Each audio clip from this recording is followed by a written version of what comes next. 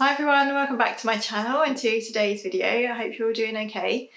So I'm here today with another midweek catch-up video. So I'm just going to be sharing about my plans for the week, sewing plans and things I've got sort of in progress, a little bit of a knitting update, a bit of an autumn sewing update, and at the end I'm just going to do a quick reading and TV catch-up as well, because people seem to enjoy that and I do as well. So yeah, stay tuned for all of that.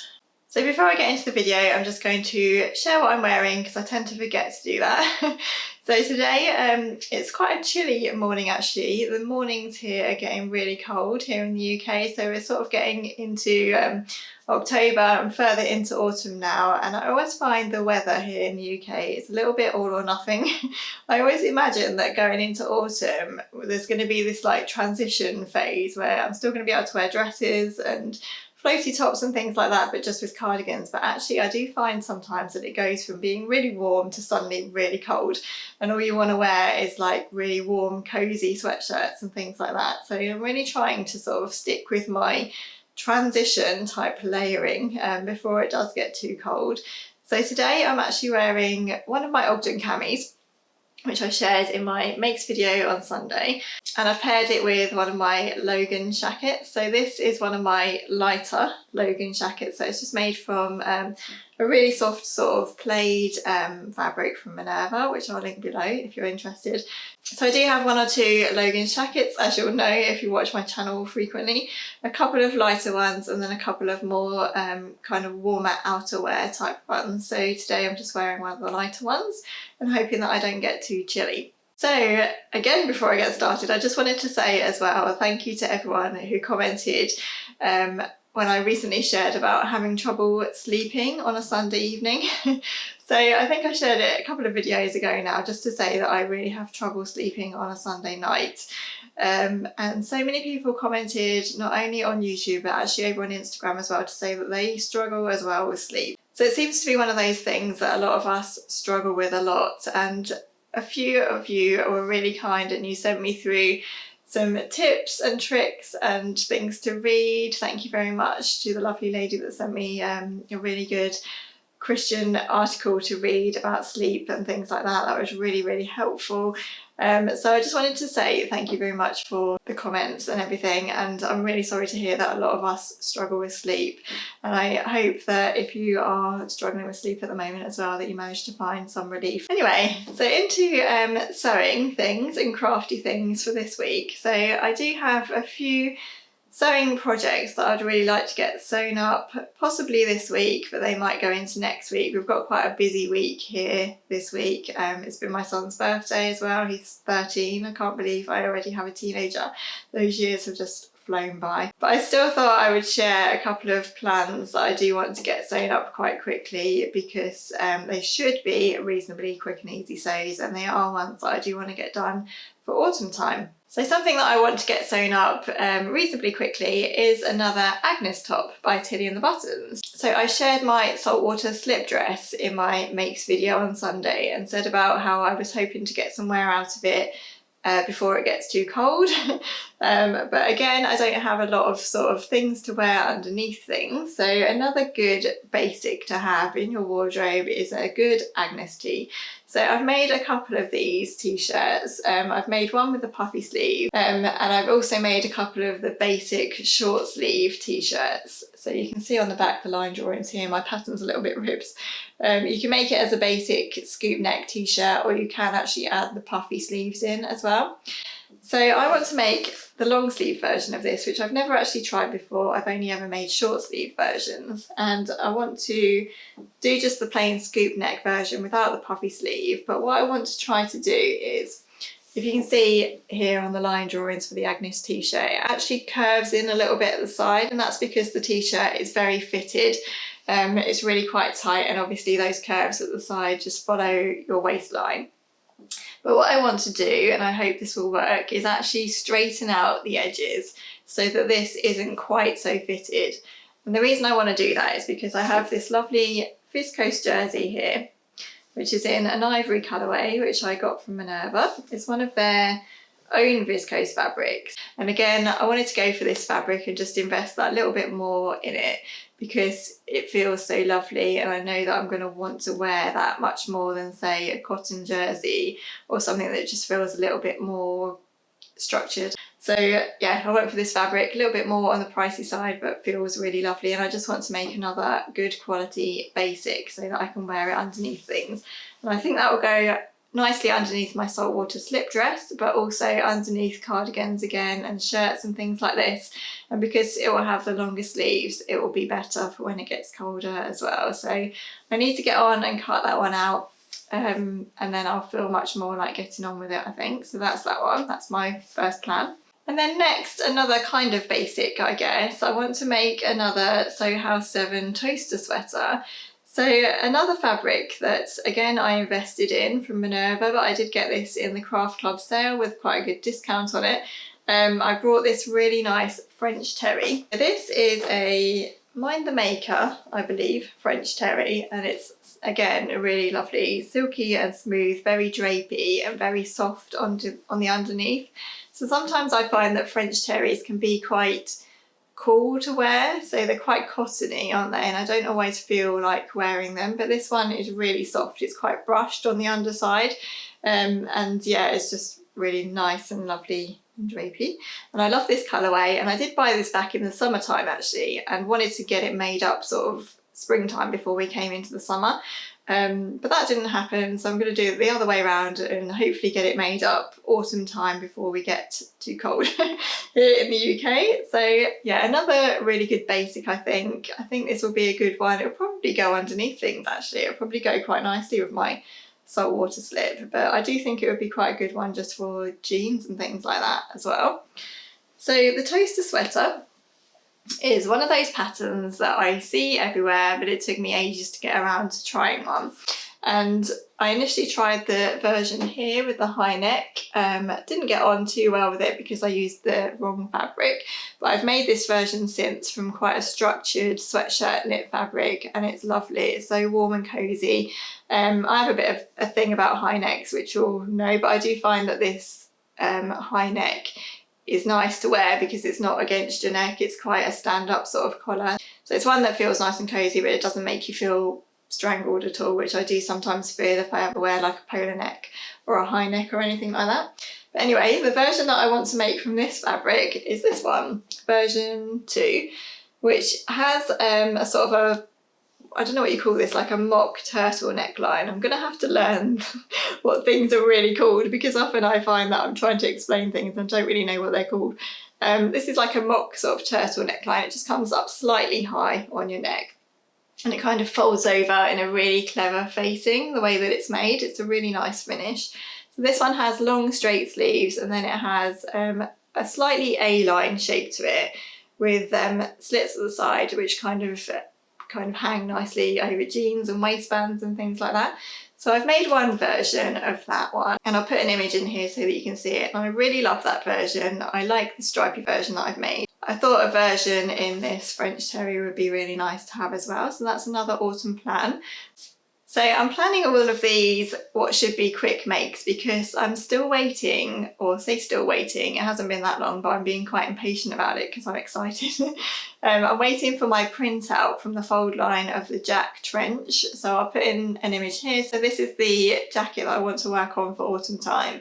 And I really just want to get on with it. As soon as that arrives, I really want to get on with that and make a twirl of it so that I can try and make up this jacket again before it gets too cold, because I think this is going to be like an in-betweeny sort of jacket. It's not going to be one that keeps you super warm, but it is going to be a good one for sort of transition time again. So I would really like to get on with that soon. So I'm trying to get a couple of sort of quick and easy projects out of the way before that comes, so that I can just focus on that one. So that's one that I'm sort of waiting for still at the moment. Another little fun project I've got cut out and ready to go is my Studio Serum Patterns Panda Bear. So this is the Panda Bear. I've showed this pattern a couple of times in my recent videos, but it's really cute, isn't it? So I recently made the teddy bear version of this one, which I've shared in a couple of videos, and I now want to make the Panda Bear version. So I have all of the pieces cut out and ready to go. It's going to be a bit difficult to show you. But here's some legs. I think they're legs, yeah. So I've got the legs cut out in black fabric, and then the body and the head and everything is going to be white, obviously, because it's a panda. And then that will be just a little bit different to make up than the bear, because obviously you do have the patches for the panda. And then I think what I'm going to do is actually buy one of her other patterns for clothing, so you can get some other really cute little dresses and pinafore dresses and things for the bears as well. So when the panda's all made up, I think I'm going to invest in a dress pattern, and then I can make a couple of dresses for the bear and the panda as well, and have fun dressing those two up. So that's another fun little project that I've got cut out and ready to go. I'm really hoping for some sewing time this week, as you can tell. And then another fabric that's arrived recently, which I thought I would share, is this lovely one from Minerva. So this is for my next ambassador project for Minerva. It's a sweater knit fabric. There's absolutely loads of it here. I asked for 2 meters, but I didn't actually realise quite how wide this was. So yeah, it's a kind of double-sided sweater knit fabric, like a double knit. So it's got the sort of stocking stitch texture to it on the front and the back. And what I want to make from this is my Style Arc Anderson tunic dress, which will be perfect for autumn time because it'll be lovely and cosy to wear with leggings and tights and things. So this is one of the patterns that I said I was going to invest in for autumn as a good staple that I can make in hopefully lots of different lovely fabrics. And I think that this kind of dress will suit my autumn lifestyle perfectly. It's just a comfy one, I think, to wear. So yeah, I asked if I could have some sweater knit fabric from Minerva. This is really lovely. It comes in other colourways as well. They're all quite pastel-y colours. So I've got the blush pink version. It also comes in like a denim blue and a green. I'll link it down below, but yeah, it's really lovely and really cosy. So that's what I'm going to be making with that one. That's not quite as urgent in my list of things to make as the Agnes and the toaster sweater. I've got them in order of Agnes, toaster, then this one, and hopefully my jack trench in between. So those are my plans and one new fabric. It's really exciting actually, because I'm actually coming towards the end of all of my stash. I'm really using up things at the moment, which is something that I wanted to do through autumn time. I don't have a big stash anyway, because I don't have anywhere to store a huge stash. But I did have some fabrics in there that I really needed to get on and sew up. So I am excited to be getting some of those things all done now, and it gives me good reason to buy new fabrics. I'm actually going to the knitting and stitching show next Friday with my mum, which will be good. I do feel as though I'm justified to buy things when I haven't got much of a stash at home. Then gives you more incentive to buy things. So I'm going to be sensible about it. I'm going to go with a list and just have a look and see what they've got. You can sometimes get some really good deals at the knitting and stitching show, and it's always really good for inspiration as well. So I'm looking forward to that. Next, just a quick knitting update. So I'm knitting the Loom sweater, I think that's how you pronounce it, by We Are Knitters, and I bought this as a kit which I shared recently. And this is where I'm at with it. This is knitting up so quickly. So I've only been doing this for about a week, and again I'm only doing it in the evenings really for about an hour, if even that, while we're watching telly, maybe a little bit more sometimes, but an hour or so in the evening. And it's knitting up so quickly and so nicely, and I'm really enjoying knitting these stripes, and I'm really pleased actually with how these colours are going together, because I wasn't quite sure when the colours arrived if they would be a bit too similar to be defined as stripes, but I think they're working really nicely together. And I always find that stripes knit up really quickly because as I shared before, I don't know if anyone else is like me, but I can't stop until I finish a stripe. So I just keep going until I need to change colours. And I think that's how it kind of knits up quite quickly. And the wool or the yarn is really nice to knit with as well. It's got that sort of cottony texture, so it's not going to be super warm, this one.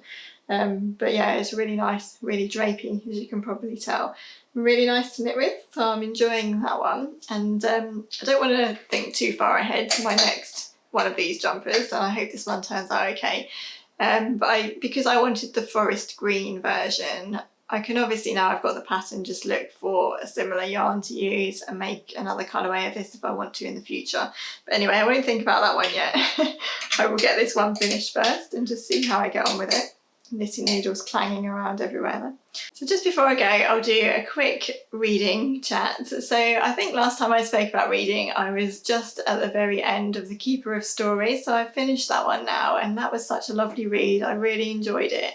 So there is a bit of an underlying story to that one which keeps you interested. It's bit more of a darker side of the story, I suppose. But other than that, there's other parts of that story that are just really nice, really heartwarming, and it was just a lovely read, so I highly recommend that one. And what I have been reading next is this one called The Secret Wife, and this one I actually picked up at a second-hand bookshop at a National Trust property.